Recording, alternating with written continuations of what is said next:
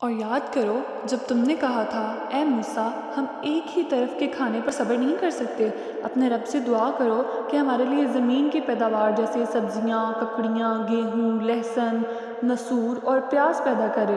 تو موسیٰ نے کہا کیا ایک بہتر چیز کی بجائے تم ادنا درجے کی چیزیں لینا چاہتے ہو؟ اچھا کسی شہری آبادی میں جا رہو، جو کچھ تم مانگتے ہو وہاں مل جائے گا۔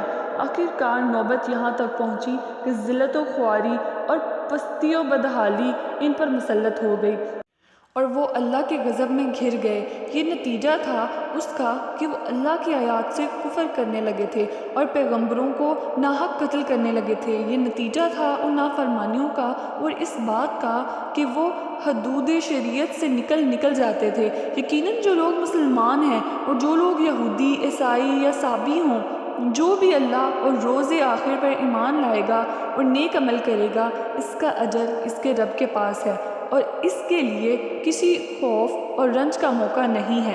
یاد کرو وہ وقت جب ہم نے کوہ طور کو تم پر اٹھا کر تم سے پختہ عہد لیا تھا کہ جو کتاب ہم تمہیں دے رہے ہیں اسے مضبوطی کے ساتھ تھامنا اور جو احکام و ہدایت اس میں درج ہیں انہیں یاد رکھنا۔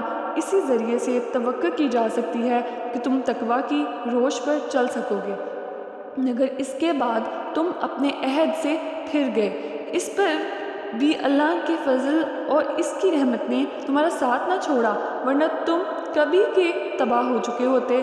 پھر تمہیں اپنی قوم کے ان لوگوں کا قصہ تو معلوم ہی ہے جنہوں نے سبت ہفتہ کے دن عبادت کرنے کے لیے چھٹی کا قانون توڑا تھا۔ ہم نے انہیں کہہ دیا کہ بندر بن جاؤ اور اس حال میں رہو کہ ہر طرف سے تم پر پھٹکار پڑے۔ اس طرح ہم نے ان کے انجام کو اس زمانے کے لوگوں اور بعد کے آنے والی نسلوں کے لیے عبرت اور ڈرنے والوں کے لیے نصیحت بنا کر چھوڑا۔ پھر وہ واقعہ یاد کرو جب موسیٰ نے اپنی قوم سے کہا کہ اللہ تمہیں ایک گائے ذبح کرنے کا حکم دیتا ہے۔ کہنے لگے کیا تم ہم سے مذاق کرتے ہو؟